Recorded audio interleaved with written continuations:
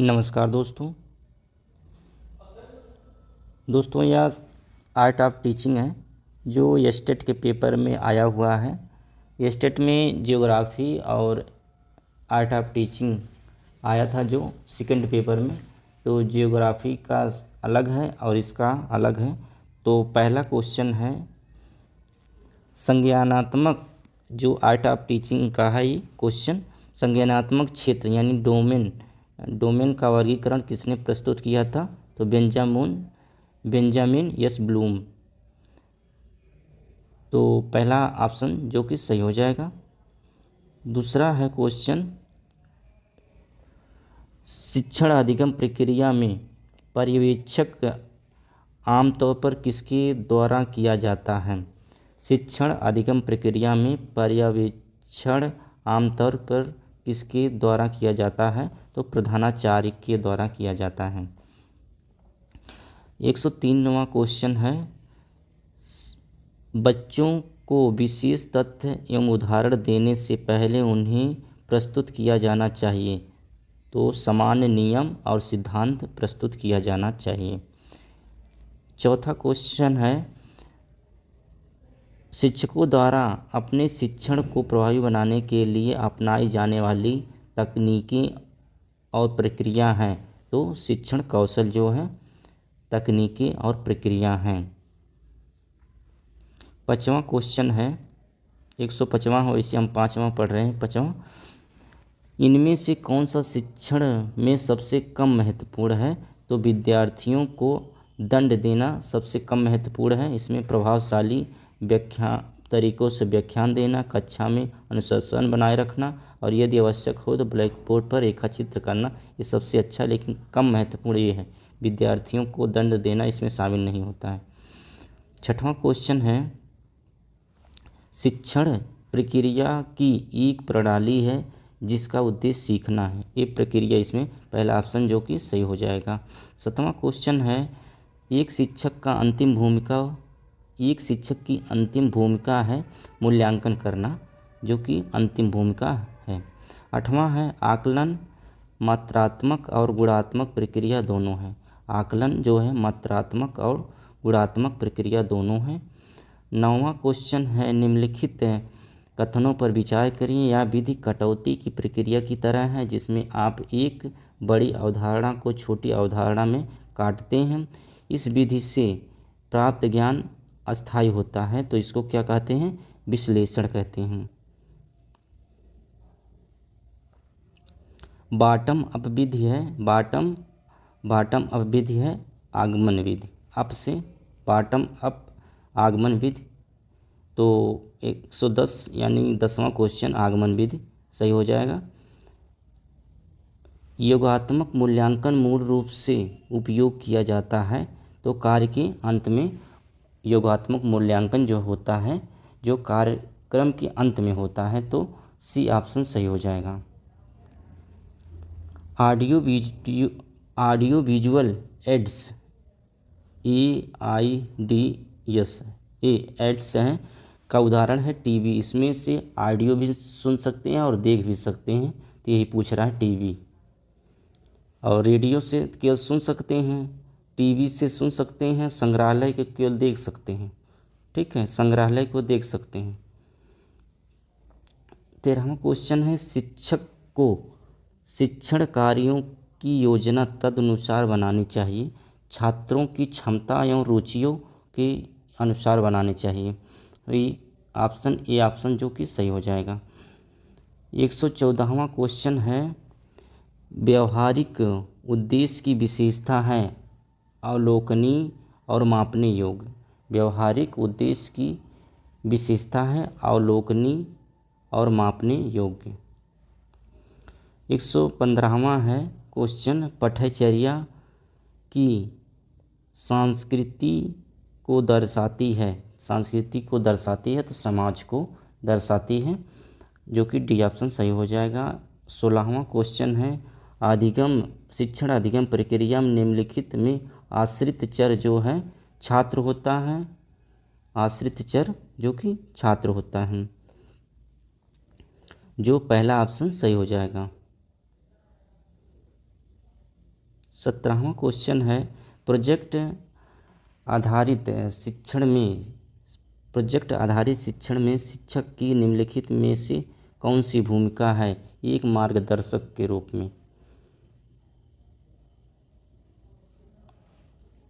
18वां question है शिक्षण की प्रक्रिया को दर्शाती है। यह एक कला के साथ साथ विज्ञान भी है। यह शिक्षण की जो प्रकृति दर्शाती है, प्रक्रिया हमने बोल दिया है। निम्नलिखित में से कौन शिक्षण की प्रकृति को दर्शाती है। यह एक कला के साथ विज्ञान भी है। ये ऑप्शन सही हो जाएगा। शिक्षण प्रशिक्षण क्यों आवश्यक है। शिक्षण प्रशिक्षण क्यों आवश्यक है। शिक्षण कौशल बढ़ाने के लिए, स्कूल संगठन के तरीकों को समझने के लिए और सामग्री का ज्ञान उन्नत करने के लिए, तो ये सभी जो कि सही हो जाएंगे, शिक्षण प्रशिक्षण के अंतर्गत आ जाएंगे, कि डी ऑप्शन सही हो जाएगा। छात्र केंद्रित कक्षा के लिए व्यक्ति विभिन्नता को ध्यान में रखने, ये पहला जो ऑप्शन सही हो जाएगा। 21वां है एक योजना के रूप में शिक्षक को पहले से तय करना कि शिक्षार्थी में क्या परिवर्तन होना चाहिए। एक योजना कार्य के रूप में शिक्षक को पहले से यह तय करना है कि शिक्षार्थी को क्या परिवर्तन करना चाहिए।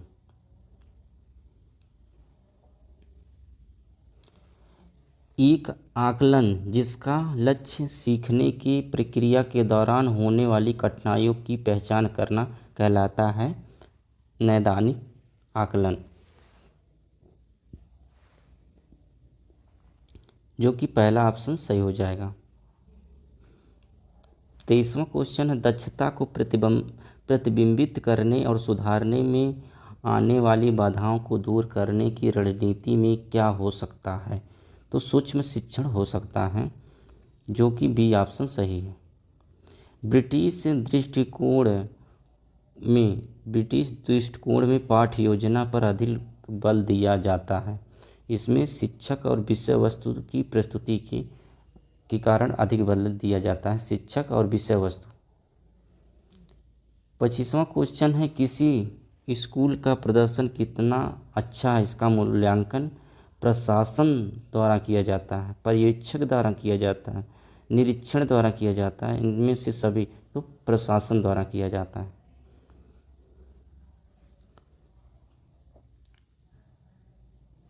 26वां गार्डनर की बुद्धिमत्ता की सूची में कौन सा शामिल नहीं है।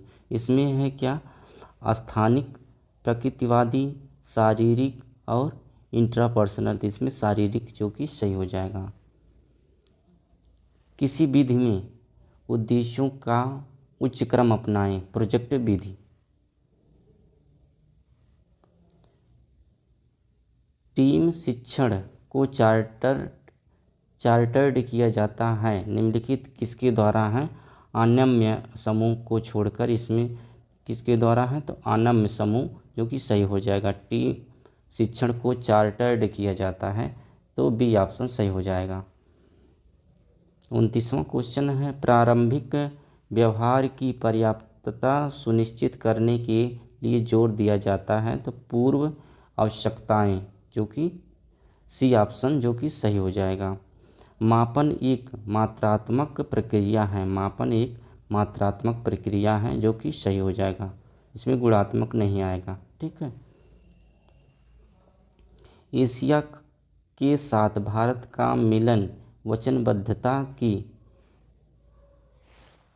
कल्पना में स्पष्ट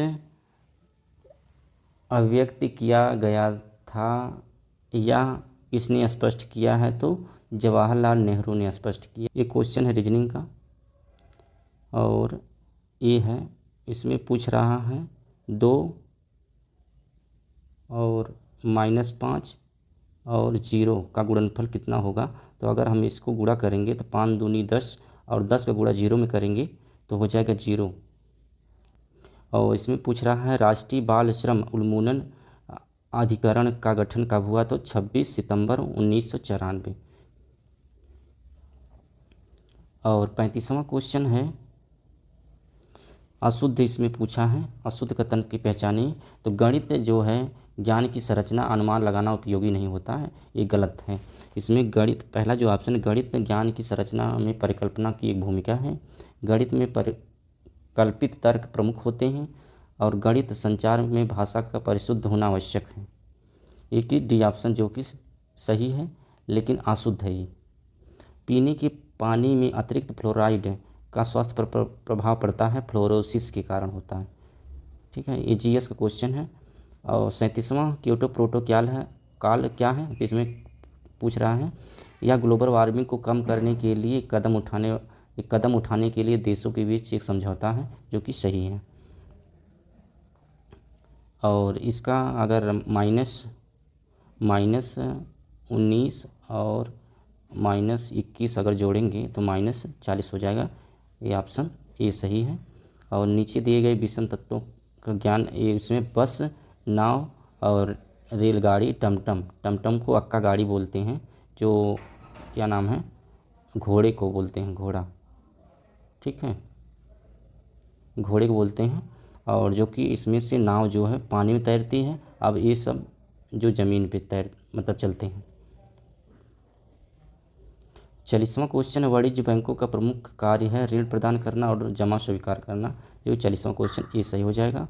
और इसमें से ये रीजनिंग क्वेश्चन है, 35 में आ रहा है, आप लोग लगा लीजिएगा। 42 का भी है, मैथ है। और इसमें से यांत्रिक अपक्षय प्रक्रिया पर अनुप्रयुक्त बल, इसमें गुरुत्वाकर्षण बल, प्रसरण बल, जल दाब, इसमें से जो कि डी सही हो जाएगा। ये जीएस क्वेश्चन है, किस घटना के बाद अंग्रेजों ने बंगाल, बिहार, उड़ीसा की दीवानी हासिल की। तो बक्सर 1964, ठीक है, प्लासी 1957 और पिट्स इंडिया ये 1784। तो ये बक्सर वाला बी वाला जो है सही हो जाएगा। हिस्टोग्राम जो है, हिस्टोग्राम निम्नलिखित में से किसके आयत की ऊंचाई द्वारा दर्शाया जाता है। तो आवृत्ति के द्वारा दर्शाया जाता है। और 46 का एक क्वेश्चन है, ये गोल टेबल पर बैठे रीजनिंग क्वेश्चन है। और संथाल विद्रोह इतिहास में महत्वपूर्ण क्योंकि माना जाता है। इसमें दामिन एको के लोगों के प्रति अंग्रेजों की शोषणकारी स्वभाव को उजागर किया था। इसी की वजह से 1856 में 55-56 में ये शुरू हुआ था संथाल विद्रोह। और 48वां है क्वेश्चन, पोषण की परिभाषा। इसमें से पहला ऑप्शन है भोजन के प्रभाव और इनके शरीर में कैसे संसाधन किया जाता है, इसका अध्ययन, जो कि पहला ऑप्शन सही हो जाएगा। और 49वां है जो है कि ये मैथ का क्वेश्चन है। और 50वां है जो कि निम्नलिखित में से ये गुजरात शहर में नहीं है, जो कि बंदरगाह शहर नहीं है, जो जामनगर, जो कि गुजरात का बंदरगाह शहर नहीं है। अगर आपको अच्छा लगा यह वीडियो तो प्लीज़ लाइक शेयर और सब्सक्राइब करें। जय हिंद, जय भारत।